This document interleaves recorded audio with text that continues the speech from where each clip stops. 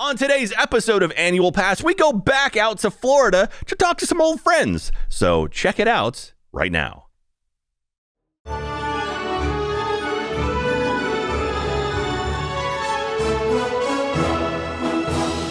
Hello, everyone, and welcome to a brand new episode of Annual Pass. This is the podcast where we talk about all things theme parks, rides, shows, attractions. If it happens inside of a theme park, it happens here on Annual Pass. I'm your host, Jack Pattillo, and of course, joining me, as always, is my lovely, talented, and beautiful co-host, BK. Hi, Beaks! Hello! How are you this morning? I'm doing good. What about yourself? I'm doing quite well. Thank you for asking. So, yeah, we had a fun one today. So, this is actually an interview that we did when we were out at Halloween Horror Nights. So, we're going to be kicking that over there. But before we get to that, I want to remind you, don't forget, we have a bunch of cool merchandise at store.roosterteeth.com. We have a bunch of new holiday-themed merchandise. We have our new purple, This Is My Theme Park shirt, which I'm so excited for. It's my new favorite Annual Pass shirt. It's super cute. The color purple looks really good on you, Jack. Yeah. Oh, thank you so much. I appreciate that.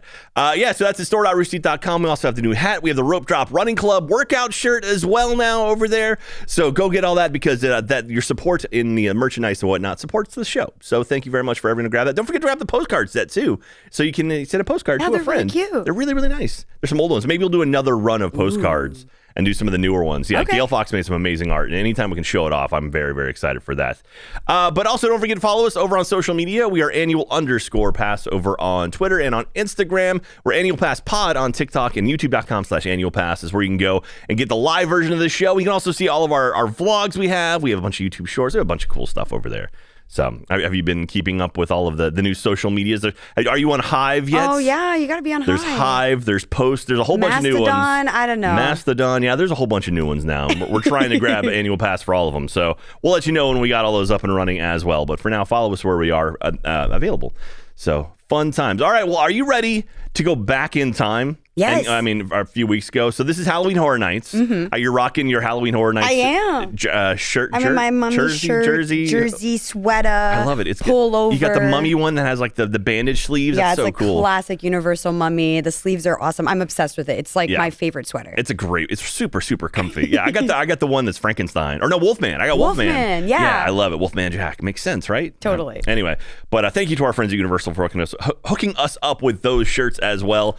But yeah, without further ado, let's jump over. So in this episode, we're going to interview Greg Hall and Shelby Honea, who are the creatives behind Velocicoaster. Yeah. They're like a power team that's been making a bunch of really cool stuff over there. And we've talked with Greg a couple of times before this. So like seeing him, we didn't know we were going to interview him. So he just kind of showed up and I was like, oh, what's up, Greg? Like we're all pals at this point. So anyway, without further ado, let's go back out to Florida and talk with Shelby and Greg. We are here with Shelby Honea and Greg Hall, who are awesome people here at Universal Studios, Florida. And yeah, this is great to have you back. Greg Hall, you were a shock. I was not expecting to talk to you. We were going to talk to Shelby tonight, and you surprised us by popping in. So it's good to see you again. I feel like we're old hat at this point. Listen, I found out you were going to be here, and I had to show up and stop everything. That's so super sweet. Well, I brought some new folks with us this time. So I've got BK and Mally with me as well. So hey. I figure you and I have talked. I'm going to talk to Shelby a whole lot tonight, but you can talk to them. So I feel like we're all making new friends here tonight. It's going to be good times. So you guys were responsible for probably the best roller coaster in Orlando right now with Velocicoaster. And congratulations, it's been about 1 year now. You guys just kind of crossed the 1 year mark. We wrote it today. It is still fantastic. Nothing's gone wrong. You guys, I don't know if you'll know this, but Easter egg for you. These two actually star in the pre-show of Velocicoaster. Wait, what? Yeah. You're lying. Stars. A generous term. Thank you for that. We panicked in the background as Owen is trying to get the raptor situation under control. Yeah, so Greg's back there, and then people are shocked. You guys weren't shocking the Velociraptors, though, so that's good. No, we weren't shocking them. Well, how are you guys feeling? I mean, it's been a year now. Do you feel like, I mean, did you get everything accomplished with Velocicoaster that you wanted to? Like, is there any lingering stuff like, oh, we just tweaked something here? Or is like, this is my, I hit a home run, I'm going to walk away and then work on something new? We raised the bar for ourselves. Oh, heck yeah. Quite literally, with the height of that thing. Yeah, it's been an amazing journey. The reaction is just, it's just beautiful. And, it's everything you would picture and more. And it just gives, we have new interns coming in. There's new designers, and all of them have seen the reaction from the guests, and that's their goal now. So it's awesome seeing a new generation inspired by the attraction and just wanting to really show the world something new and different. Yeah, and I would say it's aging like fine wine. It's amazing, these little things. The landscape is getting more lush, more beautiful. We definitely designed it that way. Mm-hmm. And we were actually just remarking on the fact that when we first opened, I actually only rode Velocicoaster without a mask like 6 months ago, as funny as it seems, just because of how we did our commissioning, where we were in the world. So there's just, it's always showing us something new, and it's, yes, definitely a treat. Anytime the Velociphone rings, we're there. I like the idea it's like a big red phone with a light on it or something. Pick that thing up. Or do they do they light the Jurassic Park signal in the sky to bring you in? Big bee up in the sky. Well, one other thing, congratulations, you survived your first hurricane with Velocicoaster too. That's significant. Wow. It's still standing, top hat still up there, so that's great. Well, we actually did a full-blown interview with Greg before. Jeff and I came here a while ago. We talked to Greg. We got your backstory, but Shelby, I want to hear a little bit more about you. Okay. So you're actually an executive producer here at Universal Studios Florida. What does that mean, and how did you get here? So interestingly, so I was the show producer on Jurassic World Velocicoaster with Greg, and the partnership between the producer and the creative director is a really powerful one. So basically, Greg's vision, I'm working to clear the obstacles, clear the sometimes schedule hurdles, sometimes construction hurdles, but really make sure that the creative intent is able to stand as strong up to some of these real world parameters. It's very hard to argue to make something 10% cooler, but that's really what we have to do every single day. So I recently have stepped into a new role, so I'm now within our core creative studio. So all of the ideas for Universal Resorts around the world all start right here in Orlando. Wow. Singapore, Beijing, Japan, truly all here in Orlando. So our group at the studio is developing our long-range plan and looking out years and years in the future. And I am now specifically supporting media. So anything that is projected on a screen, I am really excited to ride the movies and bring that into the next century with us. That's awesome. That's awesome. So what was your start at Universal? Like, what was your first thing you did here? Did you kind of jump in I'm assuming you didn't jump in as an executive producer, right? So I took a rambling road to get here with some pit stops down the street and other places, but we won't speak of those. Nay. So I joined the studio. So again, the studio is where all the ideas start, and it's a really amazing place because some of these really cool, exciting things are, sometimes they just end up as a sketch on the wall, sometimes they really go, and I was working on a few ideas that were coming to fruition, and one of those was Velocicoaster. And in the studio, it's very normal that we would develop an idea and then hand it off to a delivery team. Okay. And as the timeline was coming to hand it off to a delivery team, and like Greg was going to be following it through, and I just, my heart wanted what my heart wanted. Yes. So I was very lucky to I jumped out of the studio and into the delivery for Velocicoaster as the field producer for it. Wow. So it's been a really exciting road. I high affinity for dinosaurs, love thrill coasters, and Islands of Adventure has always been my favorite park. And the challenge of telling such a rich story and meeting the immersive quality level that you expect from Islands of Adventure with this attraction was just too fun a challenge to pass up. I'm kind of curious. There's the existing Jurassic Park River Adventure. So what was your approach with a land that kind of already existed and fitting it in there? It was an interesting challenge because as a deep Jurassic fan, I'm very aware of the differences between the franchises, right? And I so much love this last movie where we got to see the worlds combined. Yes. But kind of the average consumer we found just loves dinosaurs.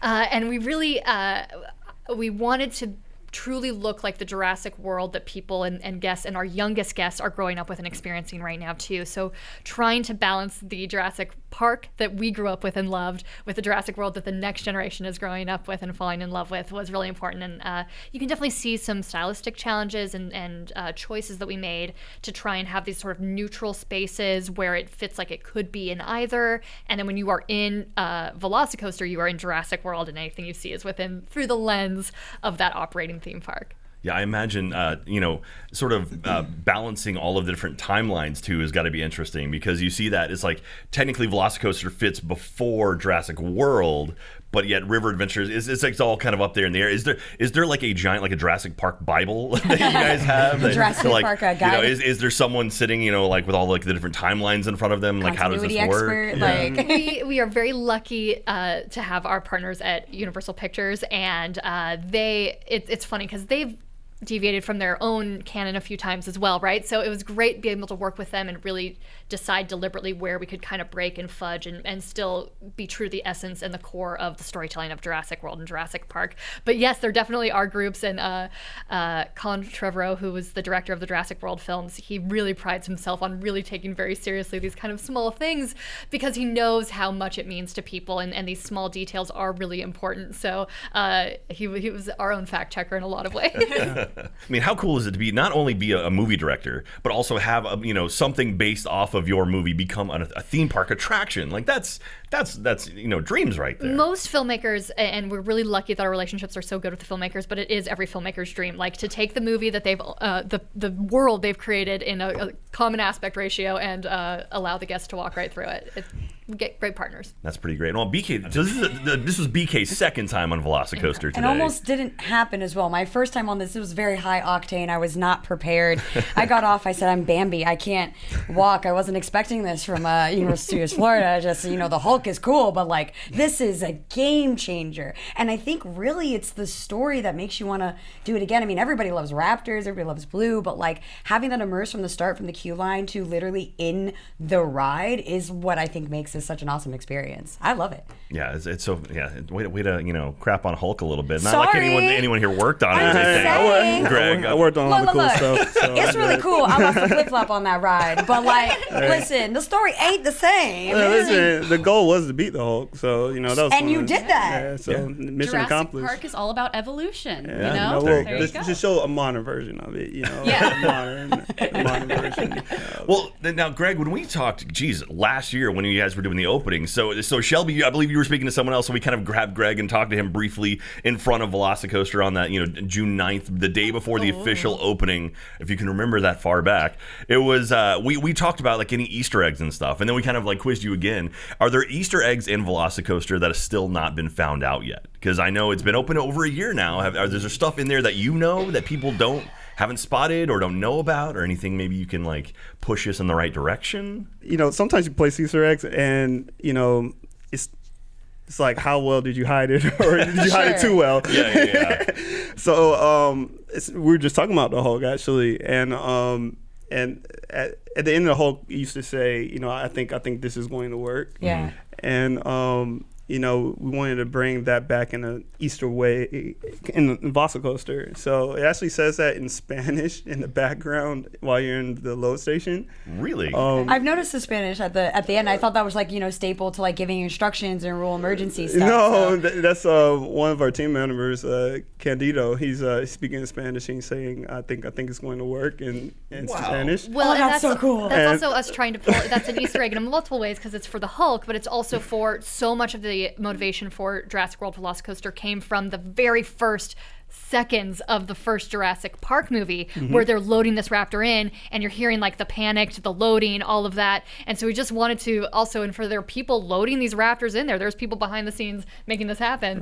Right, yeah. So it mirrored exactly the first film where they're filming and they're loading the raptors. They are speaking in Spanish. There's a lot of chatter in the background. So we wanted to make sure we kept that vibe, even though we're in Florida, and make sure you're transported into a different world. Man, that is awesome. Yeah, thinking about it now, because Muldoon's there in the beginning of the movie, and they've got that cage there, and the cage very much matches those cages you see right before the first launch, too. And the strobe of their electric, Yeah. Oh, man, that's such a cool little thing. Yeah, I mean, piecing together now, it's so obvious, but yeah, that's 100%. That is so cool. Man, I love this podcast. I love that we get to find out cool stuff like that. Oh, man. Breaking news. You guys heard it here first. We hit it too well. So, I mean, obviously, like, I don't know if there's anything you can allude to. Is there anything you're working on now? I mean, even just in vague terms, are you excited about the future? Is like, what do you have? What are you working on now? What is next in your repertoire? I imagine Epic Universe is probably what you're focusing on. Is there anything you can tell us at all that is PR approved? I don't know if we have PR people here flagging us down or anything. Listen, do not give out trade secrets, okay? Like that's not even just saying you're working on it will make me happy right now. That's all I got to hear. We can say we're really excited about the future, and it's going to be. I see what you did there. I love putting you on the spot, Greg. It's my favorite. It's my favorite. even before this, Shelby and I were just talking about some cool concepts that are just in the air right now. And there's so many opportunities now. Velocicoaster really opened the door to take chances and show guests something that's unique.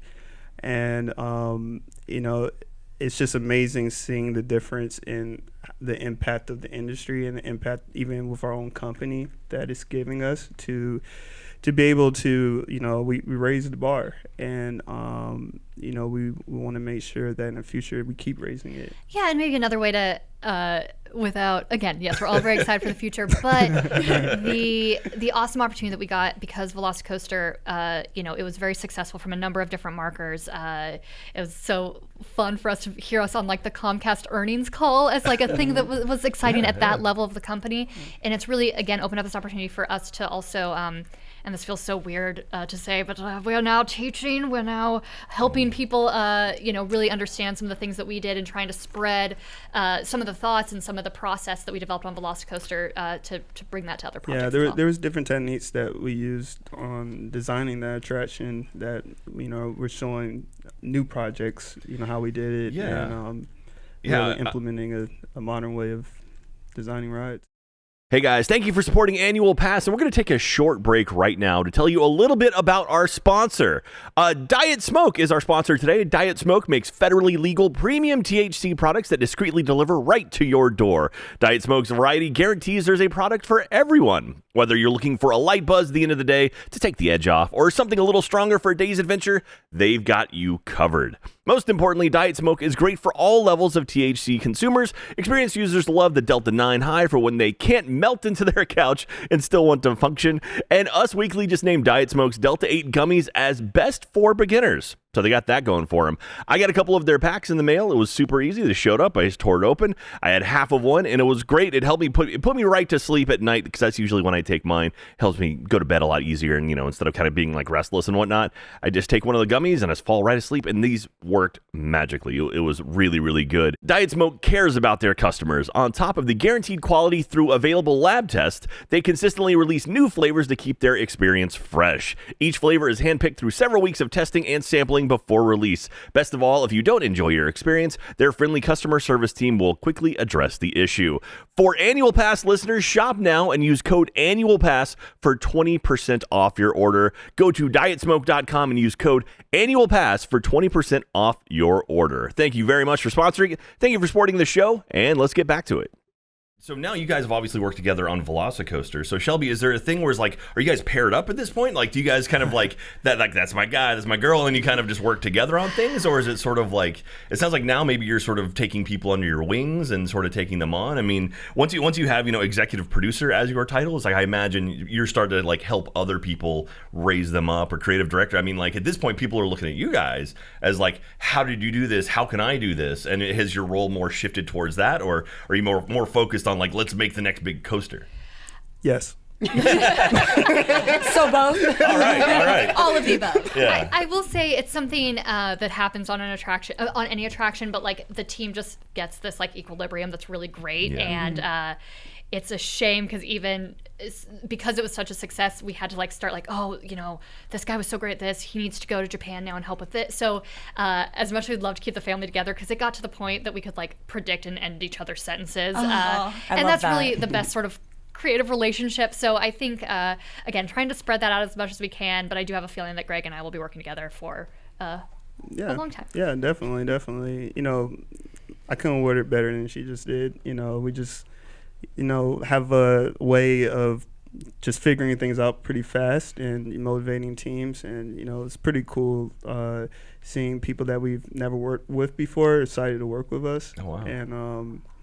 And just these new projects, man, they're just so good. And man, only if you knew what they were and what's going to happen. do that Only to there was me. someone So here who could tell us these things. Man, It is so cool, like being able to work with creatives, and when you get on that wavelength, like what you were saying, where it's like you start recognizing each the other's synergy. Like you recognize like each other's strengths and weaknesses, like how can we complement each other, and like that's such a special thing, and that's so cool that you guys have that, and you're being able to do that and help other people kind of get to that level. But yeah, Universal, you guys have been just on fire lately. It feels like, I mean, coming off Velocicoaster, then Shanghai, Shanghai, and like, you know, I try not to watch ride videos of like stuff that I want to do in the future, but I had to watch some of the Shanghai stuff, and I'm like, oh my gosh, it looks so cool, and there's so many things. I'm like, I gotta plan a trip now, and so I would love to. Oh. So if we can zoom out a little bit, I mean, this is gonna be a little shady. Oh no, but go for it. Go for Hit it. me with it. Be shady. I love That's what it. we're here Where's for the tea? tonight. The head of Universal Creative, the creative arm, Mr. Universal. Mr. Mark Woodbury is now head. So the person who mentored us and gave us truly, like, we were picking the color of Velocicoaster with him, is now head of parks and resorts globally for Universal. Oh, that's huge. So imagine a visionary, a true creative in a decision-making role. Yes. And that is so unique. Yeah, we love that. Yep. Wink, wink. In theme parks, and I think I'm just really excited, and it's really it's so exciting that somebody who's a visionary and somebody who knows the process and truly I think he like did the landscape design for the original again has grown up in this industry too, is making the decisions for Universal for the next 5, 10, 15 years. So the future's bright. That's fantastic. I mean, and as a creative too, I imagine you guys have just got to be psyched about that, because when someone who believes in the creative, process, and is someone who's been around for a long time is now elevated to a position of power, it's like, oh, they're on our side. It's like this isn't an accountant just like marking off numbers. This is someone who can see the artistry that goes. They get into us. it. They They speak the same language. understand. He speaks the same language, and he rode the Velocicoaster the same day we did for the first time. I think he came out at 2 a.m. With us. Yeah, definitely. And I remember the second time he rode, he sat right. Oh, actually, both moments were freaking funny. I was talking a lot of. I was nervous. I was actually nervous. We were all nervous. We designed something. It's crazy, but you don't know how crazy. But you're it's about gonna to be. pull down the lap bar for Right. the Yeah, first time. They and your tell you boss it works. boss is there. Yeah. And I was just loud, and I was like, and then like before the launch, and I mean we're just rolling. I'm In just it. Yeah. yelling, talking trash, like, and it's like, why are you nervous? I was like, I don't know, I'm nervous. He's like, if you're nervous, I should be nervous. I was like, well, you should be nervous. I'm nervous. and and so just cool.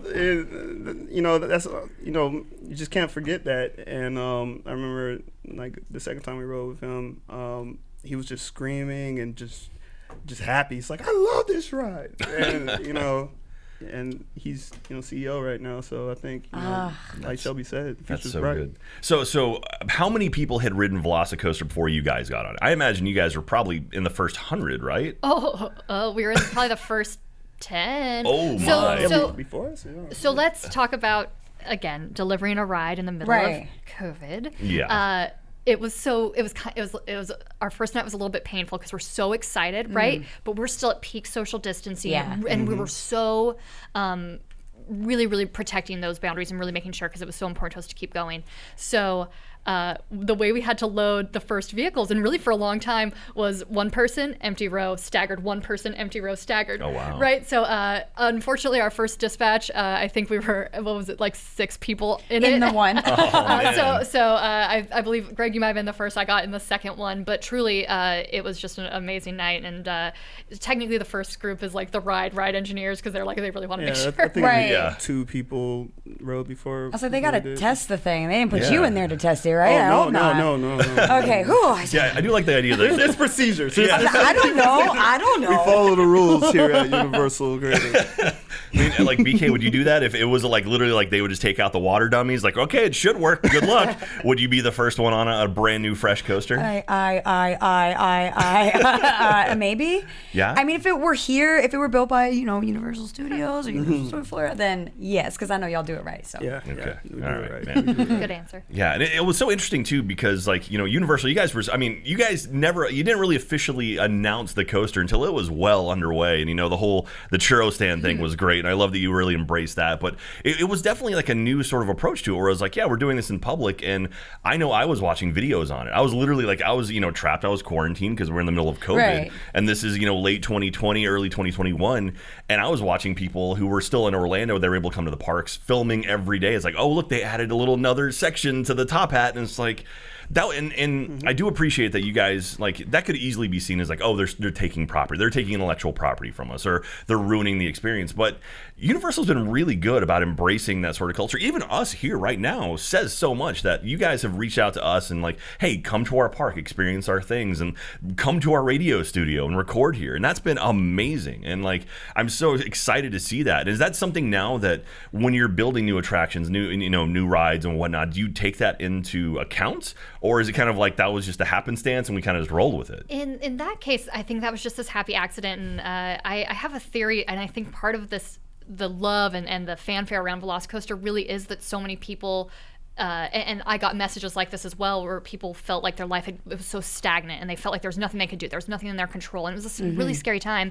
And knowing that they could go to Twitter or go somewhere and see progress happening somewhere, and we started laughing during that time, like, man, people are really going to need to scream, so let's keep going. Yep. And I think the relationship we have with our fans, and something I love about Universal Orlando is, like, even like Mardi Gras, you can come to a float and throw beads, and how much we've always embraced our audience and giving our audience this different type of seat and different type of relationship at Universal. So that was just a happy accident, but I hope there'll be more happy accidents in the future. So BK, do you want to come back for Mardi Gras and maybe throw beads with Shelby and Greg? Dude, as someone who literally grew up in Florida and has never been here for a Mardi Gras celebration, I would love to. Like, that would be awesome. I am the biggest fan of Mardi Gras, so it is the most amazing experience, right? Because it's just like human connection, and you're making eye contact with people. People are dancing, kids are dancing, people are sharing beads. Anyway, just the type of things we do that put the guests, in a different spot here is really cool. Yeah, so cool. Yeah.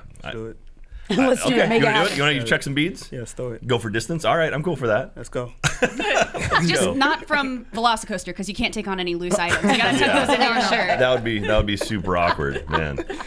I was going to say, can I ask a yes or no question that might be on the line? I mean, y'all talked about, like, new things coming and future is looking bright. And Velocicoaster is, like, a ride, an attraction based off of, like, an existing IP and stuff.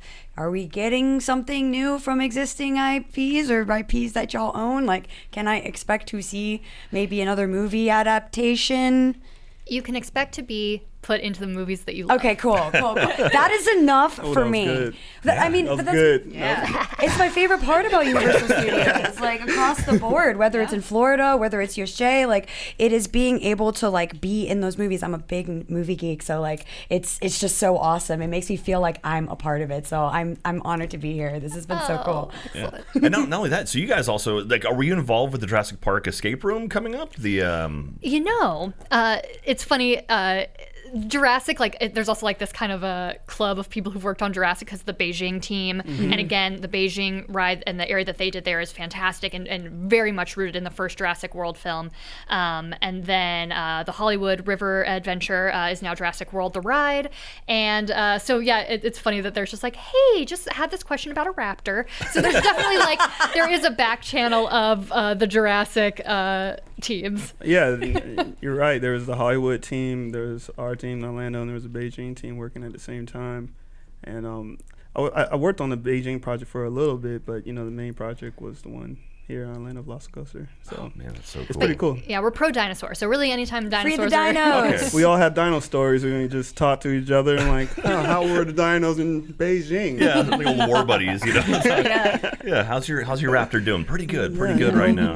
Yeah, but that's cool. Yeah, so basically, people come, like, call you guys up, like, how did you guys pull this off, or like sort of these techniques with it? And you answer the Velociphone and give them information. Absolutely, yes. Once again, the Velociphone rings and some other fun things we developed and brought to life Mr. DNA for our attraction, and we've been working with different groups, like could we do more with Mr. DNA? And it's just these things that we create, that there's always this idea that there's this collaboration, and that something that we made just for Velocicoaster could maybe be somewhere else. That's cool. Is it possible we could get a Mr. DNA mascot for, like, a photo meet and greet? Because I would love to have that in my scrapbook. I would love that, but how would it work? Because he's so... I feel like you gotta kind of have somebody with really long arms, maybe, and they have the DNA strand kind of as the body part. Or maybe even like for like April Fools, you like Raptor Encounter, you just throw Mr. DNA back there. That's funny. And it says, like a weird puppet. Yeah, that'd be great. A wacky waving inflatable tube DNA. Yeah. Mr. DNA Horror Night House or something like that. Listen. Black suits with the balls on it. And Star Trek.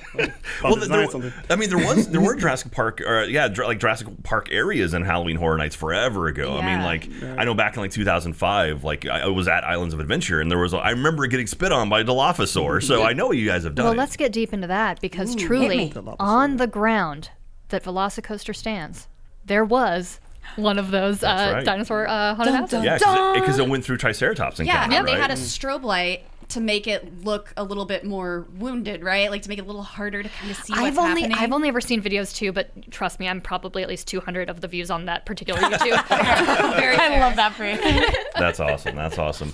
Well, Shelby and Greg, thank you so much. Again, we really appreciate your time here. It's been a blast. And anytime we get a chance to talk to the creatives behind some of these attractions we absolutely love, it's always fascinating and fun. And, thank you for the little Easter egg there. That's cool. No, this is always fun. Yeah. Just call it anytime. Absolutely. You got to come out to our studio next time, all right? We've been to your studio so many times. You got to come to ours now. We'll call it even. It'll be good. But Shelby and Greg, thank you so much for coming out. We appreciate your time. Have a good one. And we'll see you soon, hopefully.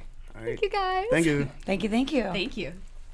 And that was our interview with Shelby and Greg. They're so kind, so nice. No, it's so awesome. And like for me, that was my first time talking to them. So, but I have listened to like the previous episodes on the pod and like being able to like ask all the questions and see some like very like awesome, I don't know, diverse people behind the scenes just got me so excited. I was thrilled to be able to have an opportunity to like just be in the presence of legends. That was such a cool thing too, because that night they had closed the park down and they actually gave us access to the park while it was shut down. So getting to walk around the theme park when it was closed was so cool. Brought back a lot of memories of when I used to work at Disney. It was like, I cried. It was so nice. I like actually cried. It was so cool, right? It's like it's so magical being in a place like that, and it's like there's no one else here. It's literally just us. Like that's amazing. So thank you again to Universal for bringing us out and checking out Halloween Horror Nights, and thank you very much to Shelby and Greg for the interview. It was so cool, and getting to talk to anyone who gets to make this kind of stuff is so awesome. Like we're in a very creative field, but they're on a different kind of creative field. So I feel like we have some kinship there, but like the stuff they're doing is so unique and so cool, and there's so few people doing that kind of stuff. So it's really, really cool to kind of pick their ear for a bit. And so hopefully we'll get to talk to them in the future.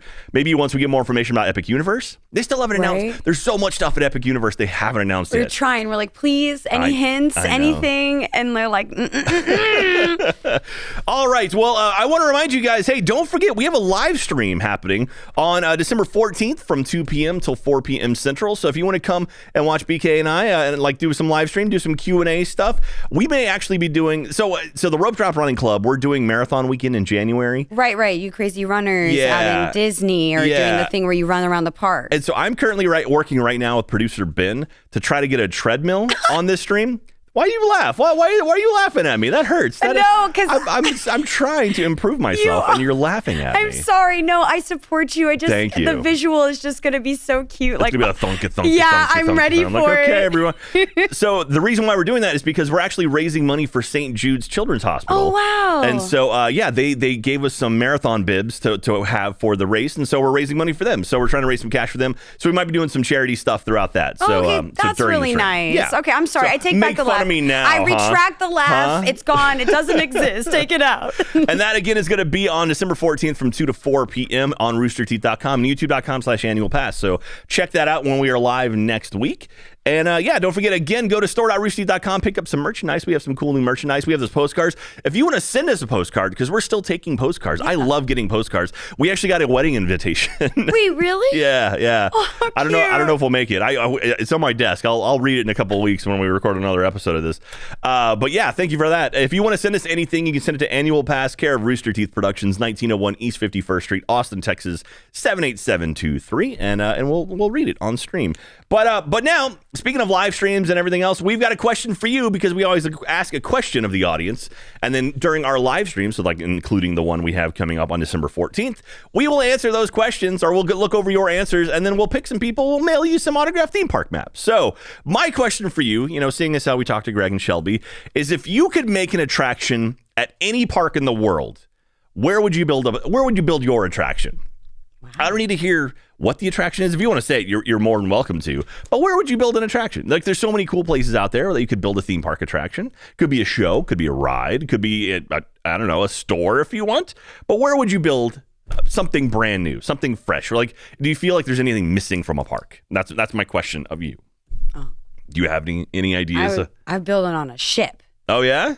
A moving attraction on water. I think that's called a cruise ship, right? No, but an attraction. Oh, okay. Like I want like a ride. So it's like a floating roller coaster that just kind of just floats around the East Coast. Yes, you know, like oil rig that moves around them. So bad. Beaks' oil rig of fun. Of fun. Yeah. Well, it has like a crane, and I'm just thinking that's the visual. I want the buoys. I want to be able to have to take a ship to the ride. Okay. Helicopter like, on Jurassic to Park style. Yes. Okay. Yeah, maybe that's what I would build. I would build an island full of dinosaurs near Costa Rica. That's what I would do. Oh my God. Nothing could go wrong there, right? Well, let us know what you would build. Go over to roosterteeth.com, answer that in the comments of this episode, and then BK and I will go through them on December 14th and pick some of our favorites and mail out some theme park maps. But Beaks, do you feel like you learned anything today? Oh my gosh, too much. My brain is overloaded. They had a lot of information to expound. Is that the right word? Expunge? No, expunge is remove. Explain? I think expound is the right word. Expound. I don't know. Maybe not. Well, let us know in the comments if I said that right. So. Anyway, thank you so much, everyone, for watching and supporting the show. We really, really do appreciate it. Hope you're having a good December so far, and we will see you next time. Love you. Bye.